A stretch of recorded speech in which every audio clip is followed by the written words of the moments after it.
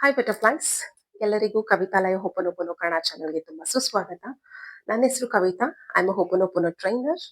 Okay, ನಾನು Ho'oponopono ಅಂದ್ರೆ ಏನು, ಹೋಪನೋಪನೋ ಹೇಗೆ ಮಾಡ್ಕೊಬೇಕು ಅಂತ ನನ್ನ ಚಾನಲ್ನಲ್ಲಿ ಅದರದ್ದು ವಿಡಿಯೋಗಳನ್ನ ಮಾಡಿ ಹಾಕಿದ್ದೀನಿ. ಅದ್ರ ಜೊತೆ ಮೋಟಿವೇಶನಲ್ ವಿಡಿಯೋಗಳನ್ನೂ ಹಾಕಿದ್ದೀನಿ. ದಯವಿಟ್ಟು ನನ್ನ ಚಾನಲ್ನ ಎಲ್ಲರೂ ಸಬ್ಸ್ಕ್ರೈಬ್ ಮಾಡಿ, ಲೈಕ್ ಮಾಡಿ, ನಿಮ್ಮ ಫ್ಯಾಮಿಲಿ ಫ್ರೆಂಡ್ಸ್ಗೆ ಶೇರ್ ಮಾಡಿ ಅಂತ ಹೇಳ್ತಾ ಬನ್ನಿ. ಇವತ್ತು ನಾನು ನಿಮ್ಗೆ ಕನ್ನಡದಲ್ಲಿ ಗ್ರಾಟಿಟ್ಯೂಡ್ ಅಫರ್ಮೇಷನ್ಸ್ ನ ಹೇಗ್ ಮಾಡ್ಕೊಬೇಕು ಅನ್ನೋದನ್ನ ಹೇಳ್ಕೊಡ್ತೀನಿ.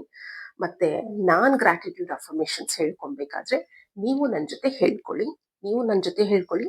ಡೇ ಟು ಡೇ ಲೈಫ್ ಅಲ್ಲಿ ಇದನ್ನ ಪ್ರಾಕ್ಟೀಸ್ ಮಾಡ್ತಾ ಇರಿ. ದಯವಿಟ್ಟು ಒಂದು ಬುಕ್, ಒಂದು ಪೆನ್ ತಗೊಳ್ಳಿ, ದಯವಿಟ್ಟು ಇದನ್ನ ಬರ್ಕೊಳ್ಳಿ ಅಂತ ಹೇಳ್ತಾ I am sorry, please forgive me, thank you, I love you. ಇದನ್ನ ನೀವು ಕನ್ನಡದಲ್ಲಿ ಹೆಂಗೆ ಹೇಳ್ಕೊಂತೀರಾ? ಕ್ಷಮಿಸಿ, ನನ್ನನ್ನು ಕ್ಷಮಿಸಿ, ಧನ್ಯವಾದಗಳು, ನಾನು ನಿಮ್ಮನ್ನು ಪ್ರೀತಿಸುತ್ತೇನೆ ಅಂತ ಹೇಳ್ಕೊಬೇಕು ಕನ್ನಡದಲ್ಲಿ.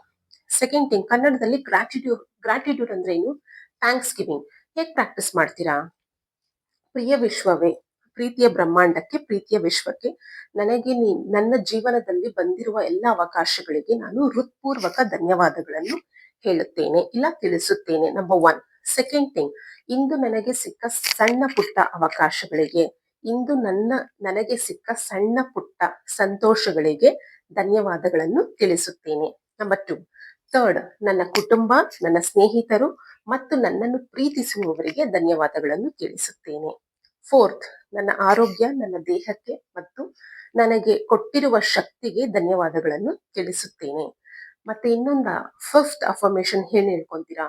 ಪ್ರಿಯ ವಿಶ್ವವೇ, ಪ್ರೀತಿಯ ಬ್ರಹ್ಮಾಂಡವೇ, ಓಕೆ, ಇಂದಿನ ಎಲ್ಲ ಅವಕಾಶಗಳಿಗೆ, ಎಲ್ಲ ಅದ್ಭುತ ಅವಕಾಶಗಳಿಗೆ, ಎಲ್ಲ ಅದ್ಭುತ ಆಶೀರ್ವಾದಗಳಿಗೆ, ನೀನೇನೇನು ಆಶೀರ್ವಾದ ನನ್ ಕೊಟ್ಟಿದ್ಯಲ್ಲ, ಎಲ್ಲದಕ್ಕೂ ಥ್ಯಾಂಕ್ಸ್, ಎಲ್ಲದಕ್ಕೂ ಧನ್ಯವಾದಗಳು, ಎಲ್ಲದಕ್ಕೂ ಕೃತಜ್ಞತೆಗಳನ್ನು ತಿಳಿಸುತ್ತೇನೆ. ಅಫರ್ಮೇಷನ್ಸ್ ನ ಯಾವಾಗ ಯಾವಾಗ ಹೇಳ್ಕೊಬೇಕು?